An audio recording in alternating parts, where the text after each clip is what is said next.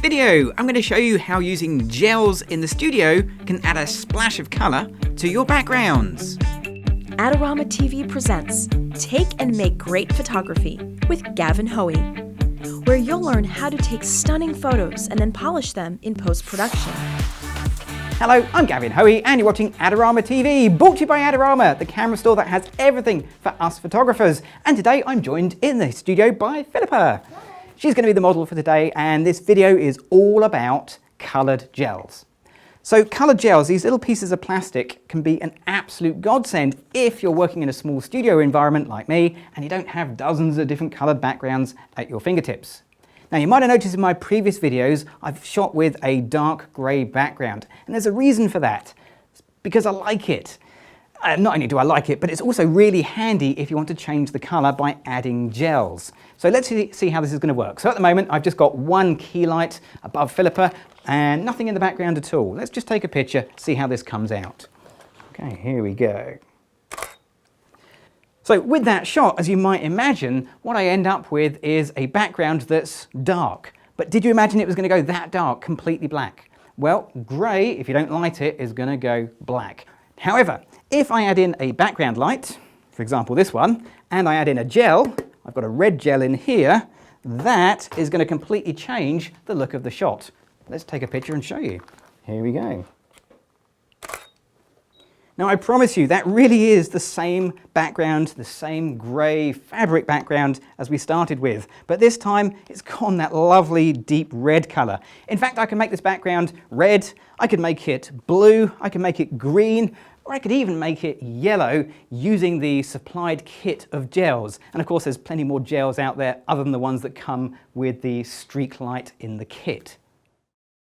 So let's run through the basic setup for this. For my main lighting, I'm going to use something known as beauty lighting or butterfly lighting. It's basically a softbox at the top and then a reflector below just to reflect some light back underneath Philippa's chin and light the shadows in that part of the face. Really simple, really straightforward. If you want to see more information on some lighting techniques, don't forget to check out the Adorama Learning Centre where you'll find tons of information.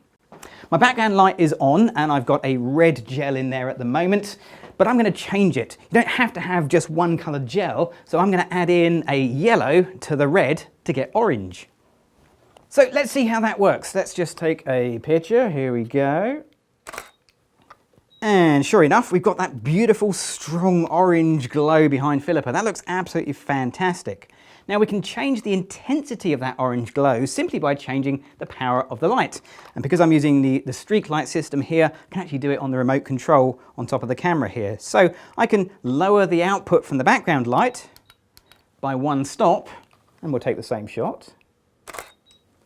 And that's going to give me a much darker, deeper, richer colour, or I can increase the power by a stop in the other direction.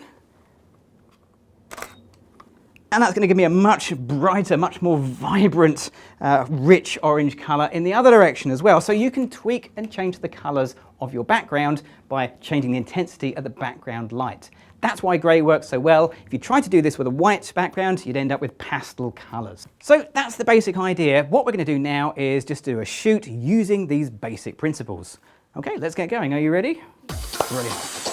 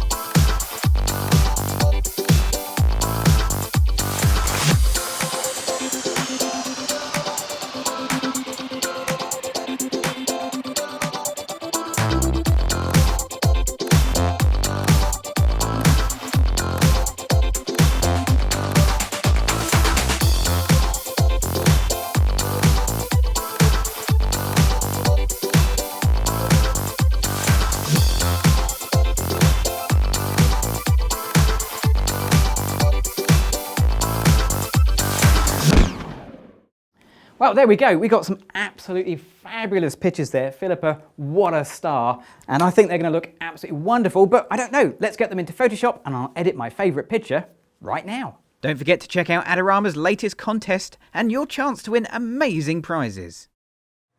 I find these gels to be absolutely essential for my small studio photography, but the colour you get isn't always exact simply by looking at them. For example, the red isn't quite red, the green definitely isn't very green, and there's a number of factors that control the colour. Yes, we saw in the video that changing the background light will change the colour, but there's other factors, more subtle factors, things like the white balance you use, and also the background you project your colour onto. The grey I use perhaps isn't quite perfectly grey. I think there's definitely a hint of blue in there. So if you want a pure grey, go for something like a roll of continuous paper, Thunder Grey. What a great choice that would be if you're doing a lot of gel work. Alternatively, you can do what I do, which is just pop into Photoshop, and we're going to make a few changes to the colour there. So here in RAW, I'm going to jump over to the HSL Stroke Grayscale tab. And of course, if you're using Lightroom, it's exactly the same in Lightroom. Here I can make adjustments to the hue, the saturation and the luminance of the colours in my image. Let's start with the hue. Looking at the picture, the plan was really simple. We've got this sort of purple chiffon material. I gelled the background to go purple and we chose the makeup to tie in. But somehow, somewhere along the line, doesn't quite come together. This lipstick is definitely the wrong shade of purple. So let's see if we can change it. And we can change it by moving these sliders that are appropriate. And I think the lipstick is kind of magenta-y. If I move the magenta slider, yep, you can see I can really shift that around. And I can match the lipstick to the background and the chiffon, but it just doesn't look right. So rather than doing it that way around, I'm going to match the material and the gel to the lips.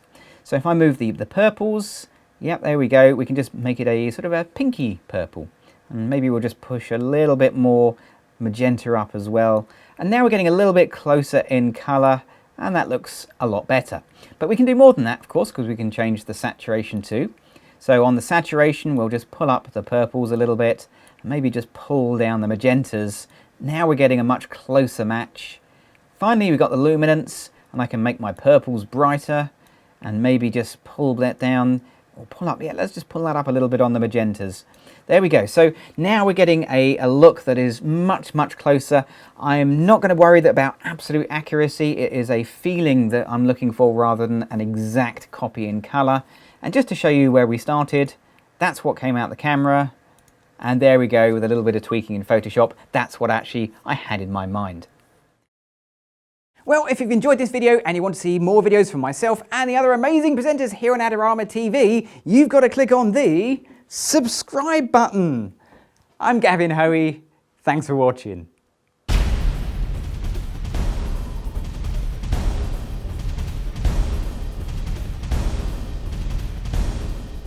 Do you want great looking prints at low cost? Be sure to visit our easy to use online printing service. Adorama Pix has professionals who treat your images with the utmost care that you can count on. For a quick turnaround on photos, cards, or albums, use AdoramaPix.com.